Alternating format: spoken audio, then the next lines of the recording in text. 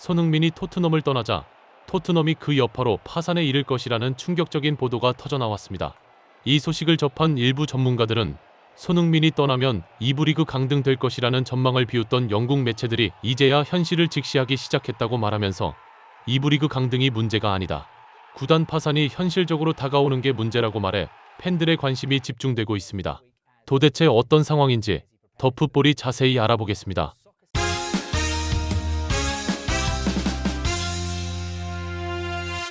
토트넘의 신임 감독 이고르 투도르가 부임 첫날 첫 번째 훈련 세션을 가지며 토트넘을 위기에서 구할 수 있을지 영국 축구계에 비상한 관심을 모으고 있습니다. 이고르 투도르의 선임에 대해 영국 축구계는 소방수로 이보다 좋은 선택은 없다라는 의견과 프리미어 리그는 세계 최고의 명장들도 1승을 거두기 힘들 정도인 리그다. 투도르가 경험한 리그와는 차원이 다르다라는 비관론이 팽팽히 맞서고 있습니다.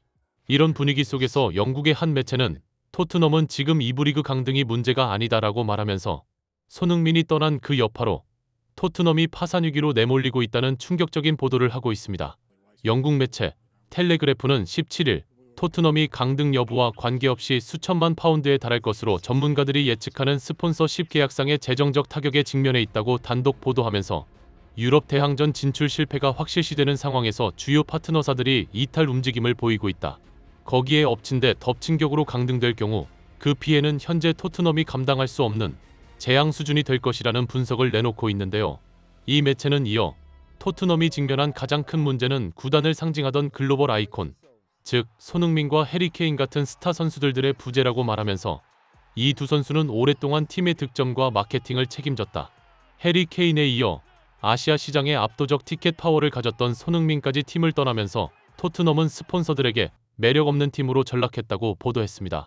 이 보도를 접한 일부 전문가들은 텔레그래프가 영국 매체이다 보니 자국 선수인 해리 케인의 가치를 과대 포장하는 경향이 있어서 손흥민과 해리 케인을 함께 언급하고는 있지만 실상은 손흥민이 빠진 토트넘에 대한 이야기라고 말했습니다.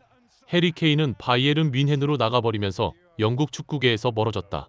영국 축구계는 해리 케인이 세계 최고의 리그라고 영국인들이 자부하는 프리미어 리그를 떠나 독일의 분데스리가로 가버린 결정에 대해 굉장히 큰 배신감을 느꼈고 그 이후로 해리 케인은 영국 토트넘 팬들의 관심 밖에 놓이게 되었다고 말하면서 그 질투심을 영국 축구계는 토트넘의 해리 케인이 지난 시즌 30골을 넣었는데 이제 이 선수가 없으니 골 넣을 선수가 없어 토트넘은 10위권 밖에 놓이게 될 것이라고 마이클 오원 등 영국 축구계에 내놓으라 하는 분석가들이 일제히 토트넘을 물어뜯었다고 말했습니다.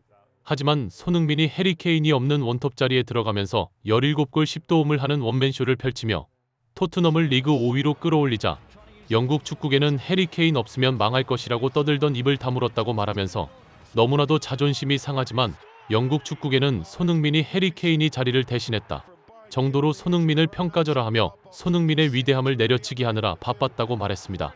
이들은 이어 하지만 영국 축구계와 토트넘이 크게 실수한 것은 손흥민이 가진 진정한 힘이 어디서 나오는지 몰랐다는 것이라고 말하면서 뛰어난 실력을 가진 세계 최고의 선수임에도 불구하고 인간적으로 뛰어난 인성을 겸비 어린 선수들을 케어하고 팬들에게 친절한 손흥민의 이런 캐릭터가 가져오는 엄청난 마케팅 효과가 바로 그것이라고 말했습니다.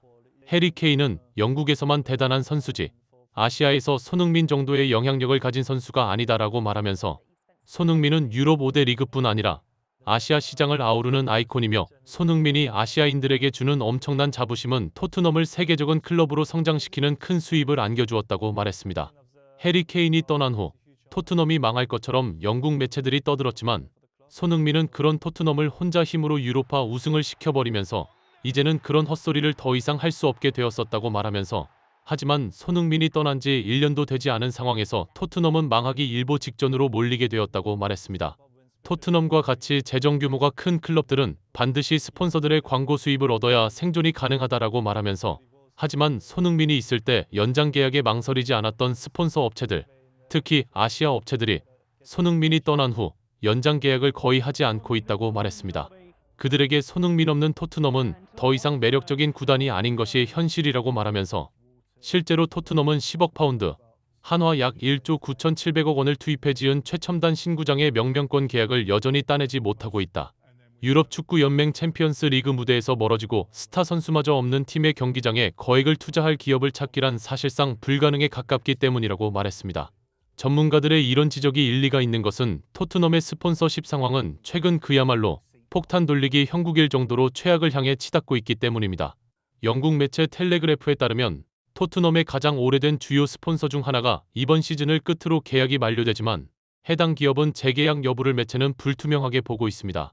더 심각한 것은 계약서에 명시된 페널티 조항이다.